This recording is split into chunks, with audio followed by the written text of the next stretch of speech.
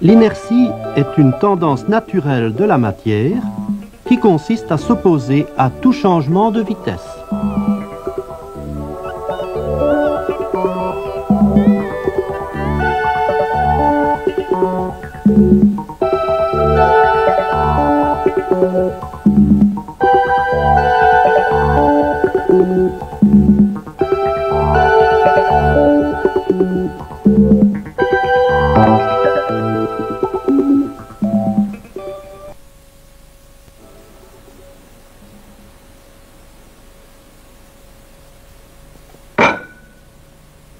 Un objet immobile manifeste une certaine résistance à sa mise en mouvement.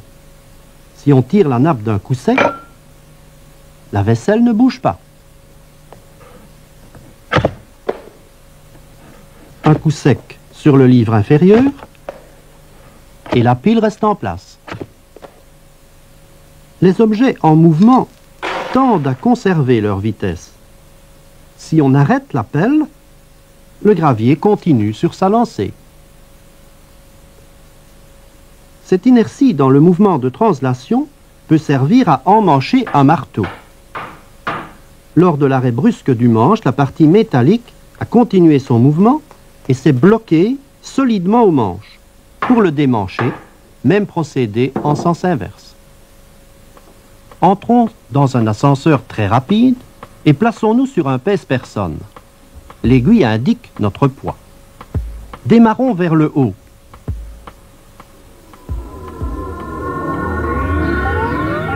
L'aiguille dévie plus fortement. À vitesse constante, l'aiguille revient à sa position initiale. Quand l'ascenseur freine, l'aiguille dévie moins fortement.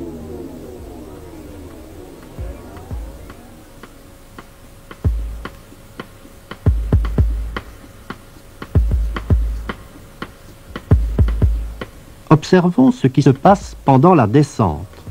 Au démarrage, nous semblons peser moins sur la balance. À vitesse constante, nous retrouvons la même indication qu'au repos, et lors du freinage précédant l'arrêt, nous semblons peser plus sur la balance. Ces variations apparentes de poids s'expliquent par notre inertie qui s'oppose soit à notre mise en mouvement, soit à une modification de notre vitesse. Hors de ce canon, nous allons lancer une bille verticalement. Lorsque le canon est à l'arrêt, il n'y a pas de surprise. Mais si l'on met ce canon en mouvement à vitesse constante grâce à un rail à coussin d'air, on peut suivre la trajectoire de la bille. Et au ralenti, nous observons très bien la trajectoire parabolique, telle que la bille retombe quand même dans le canon. La parabole résulte de la superposition du mouvement vertical et du mouvement horizontal qui était dû à l'inertie.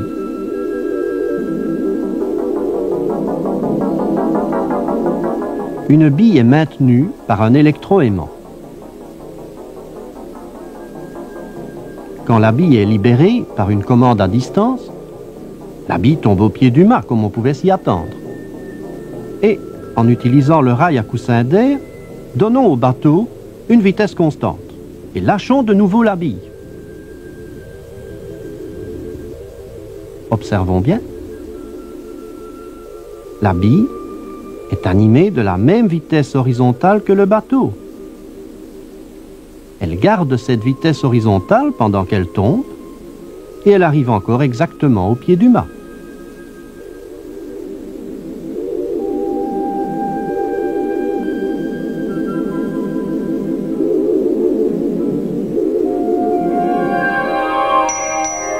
Les bombes lancées par cet avion paraissent tomber à la verticale si l'on suit le mouvement de l'avion. Mais si l'on était au repos sur la Terre, la trajectoire décrite par les bombes apparaîtrait être une parabole.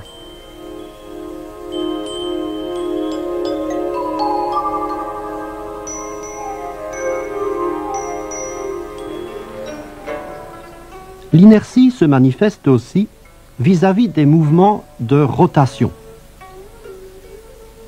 Soyons attentifs à ce qui va suivre.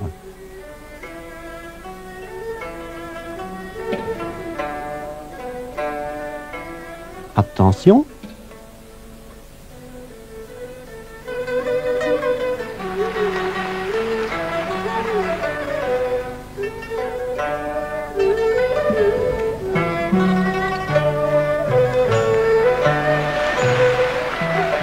Bravo pour l'inertie.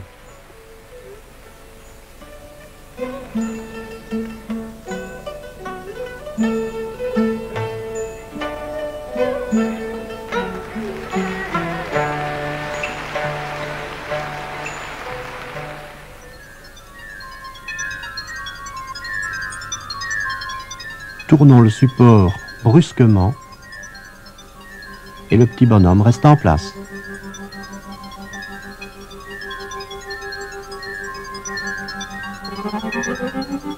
Un corps que l'on veut faire tourner manifeste son inertie en s'écartant de l'axe de rotation. C'est l'effet d'inertie centrifuge. Lors de la mise en rotation, la petite masse blanche a étiré le ressort.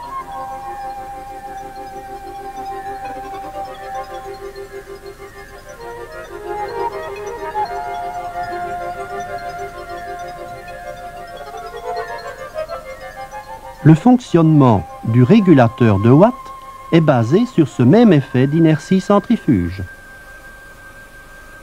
Plus la vitesse de rotation est grande, plus les petites boules s'écartent de l'axe de rotation.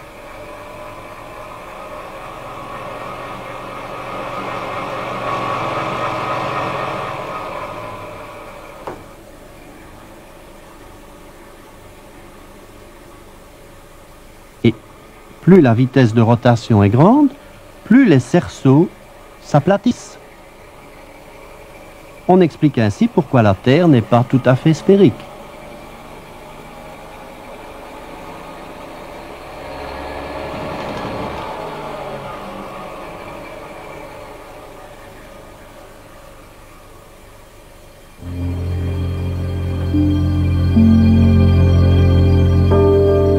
La planète Jupiter, qui tourne encore plus vite que la Terre sur elle-même, est encore plus aplatie. Et l'aplatissement de Saturne est très visible. L'effet d'inertie centrifuge explique aussi la forme que peuvent prendre certaines galaxies. Dans les galaxies, les étoiles et les masses gazeuses se placent préférentiellement dans un plan de rotation. Un objet en rotation uniforme devrait conserver sa vitesse tangentielle s'il n'était retenu par une force dirigée vers le centre de rotation. Une fois libéré de cette force centripète, le marteau s'écarte de l'axe de rotation en quittant tangentiellement sa trajectoire circulaire. De même, ces balles qu'on place dans un seau vont être mises en rotation et elles fileraient tangentiellement à leur trajectoire circulaire si elles n'étaient retenues constamment par le seau.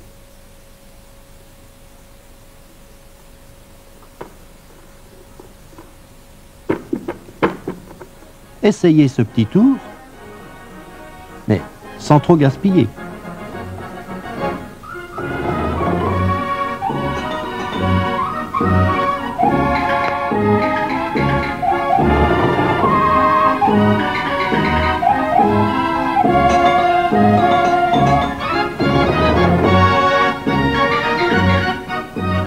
À la foire, les effets d'inertie centrifuge sont responsables de bien des émotions fortes. Tête en bas, au sommet de la grande roue, on ne risque rien si la rotation est assez rapide.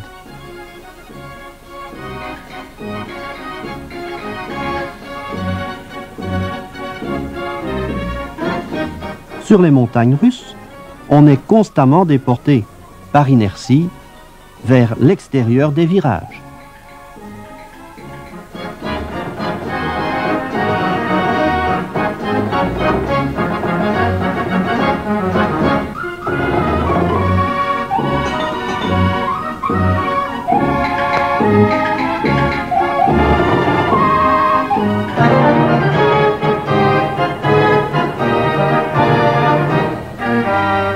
Le motocycliste peut rouler sur une paroi verticale.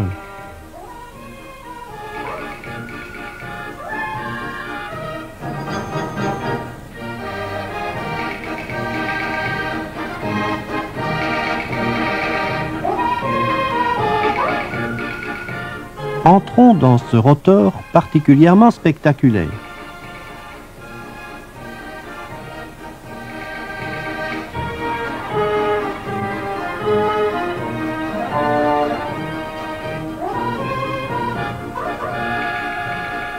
Quand le plancher du rotor se dérobe, on reste contre la paroi latérale tant que la vitesse angulaire reste assez grande.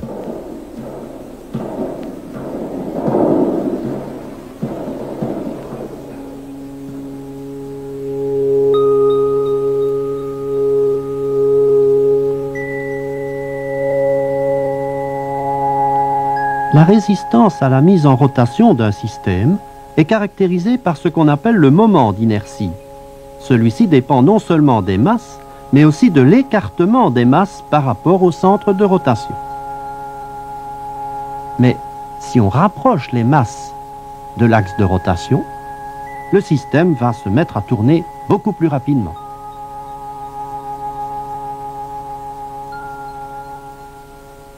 On peut aussi distinguer parmi tous ces œufs apparemment identiques ceux qui sont cuits et ceux qui sont crus.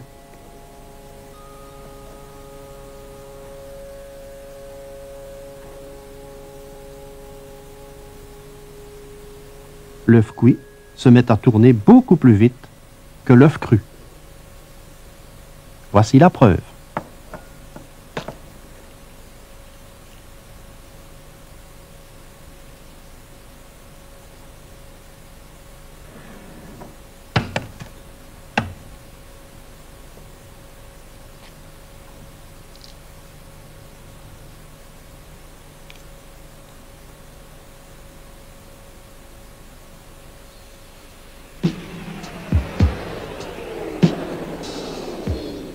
Pour mettre en évidence l'inertie du mouvement pendant la rotation, utilisons ce fauteuil soigneusement équilibré et spécialement conçu pour rendre les frottements négligeables.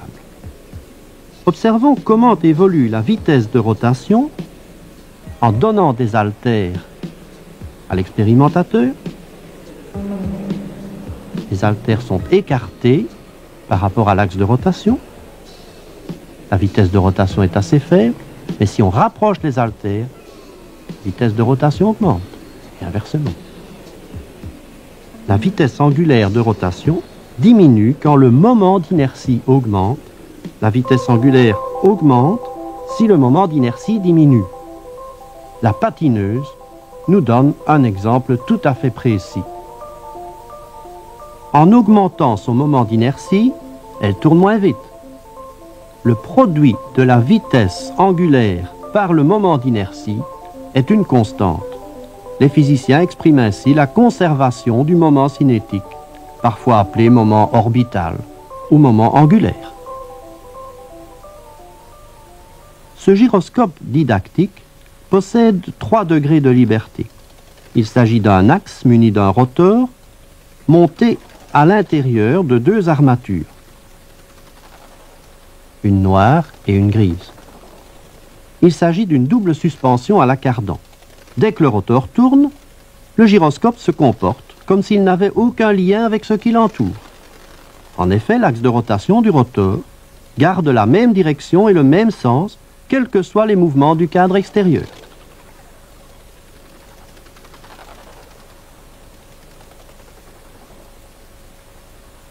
Une petite perturbation provoque un mouvement de précession. Ce mouvement, analogue à la précession de notre Terre, disparaît ici progressivement. L'invariance de l'axe de rotation complète la loi de la conservation du moment cinétique.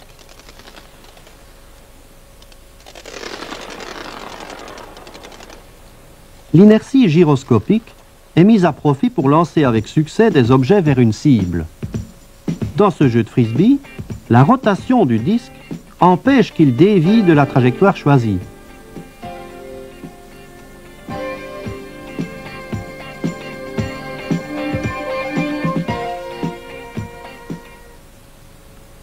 Abordons un autre effet d'inertie qui apparaît lorsqu'un objet se déplace dans un système qui tourne. D'abord, quand le disque ne tourne pas, il est enfantin de saisir le ballon lancé par une partenaire. Mais quand le plateau tourne, si on lance encore le ballon exactement vers la partenaire, il passe à côté.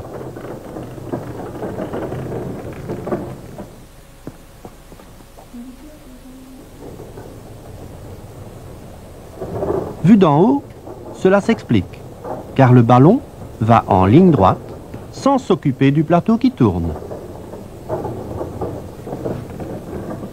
Et nous tournons maintenant avec le plateau. Le ballon subit une déviation latérale.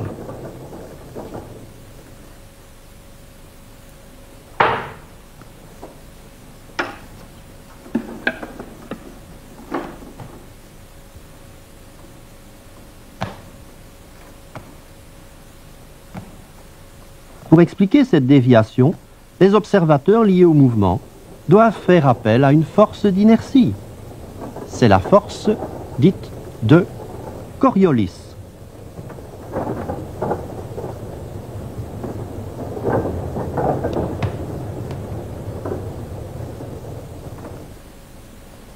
Voici une boule de bowling maintenue à une certaine distance de l'axe de rotation.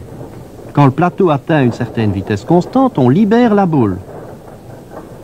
Vue de l'extérieur, elle est partie tangentiellement à la trajectoire circulaire initiale. Cet effet centrifuge a déjà été décrit.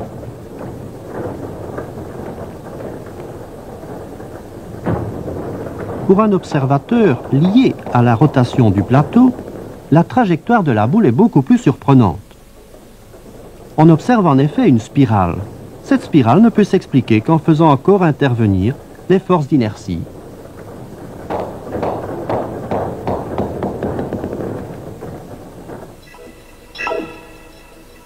Revoici notre fauteuil tournant, auquel on a fixé un revolver et une cible solidaire du bras du fauteuil. Observons l'impact du projectile quand le fauteuil ne tourne pas. Le réglage est bon. On bloque le revolver dans cette position. Faisons tourner le fauteuil dans le sens anti-horlogique. L'impact est nettement plus à droite pour le tireur qui observe sa cible. Une fois de plus, cette déviation s'explique par la force de Coriolis. La rotation de la Terre a été clairement mise en évidence par la célèbre expérience du pendule de Foucault, reproduite ici en miniature. Cette expérience montre l'invariance du plan d'oscillation du pendule.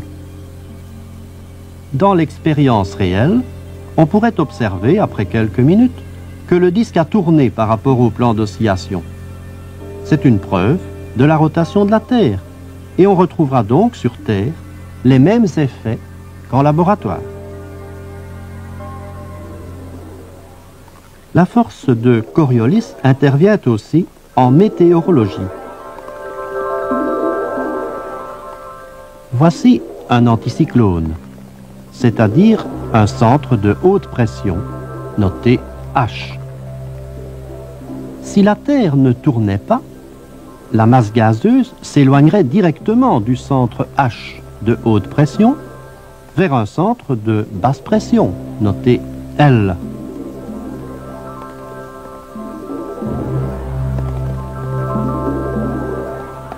Mais la Terre tourne.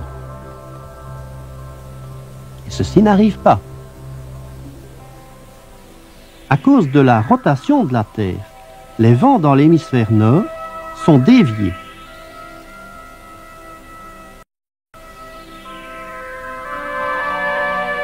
Les vents tournent autour du centre de haute pression dans le sens des aiguilles d'une montre.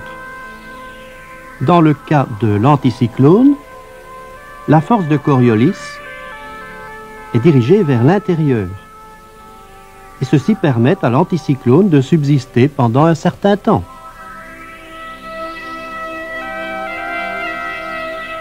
Cette force de Coriolis compense les forces de pression.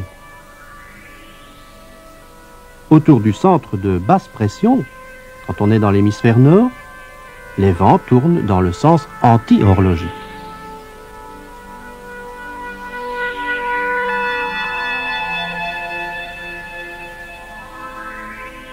La force d'inertie de Coriolis exerce également ses effets, notamment sur les courants d'eau et sur les marées. C'est ainsi que, dans la Manche par exemple, les marées sont plus importantes du côté français que du côté anglais.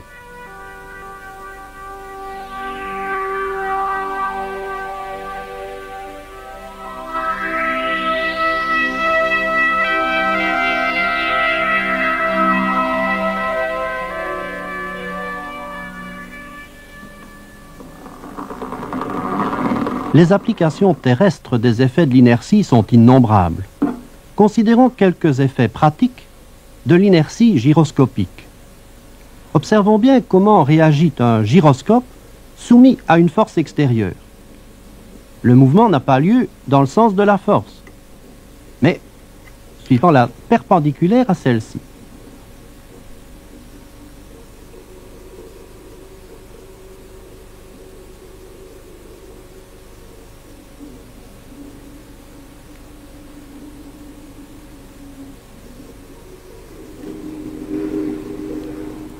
Le gyrocompas est une belle application de l'inertie gyroscopique.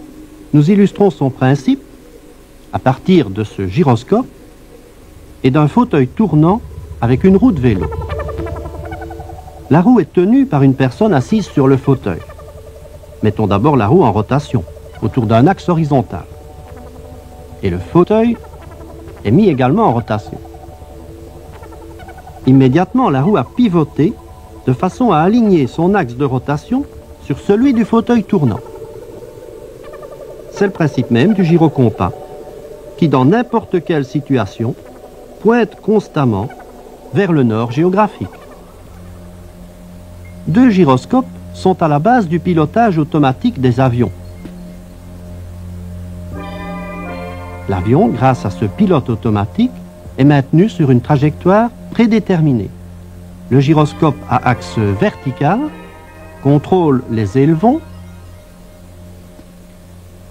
et les ailerons des ailes.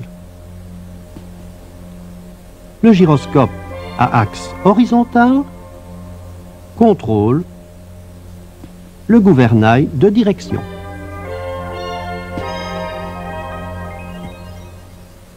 Quelques surcharges bien placées sur le gyroscope peuvent enfin donner lieu à des mouvements curieux, nettement plus compliqués.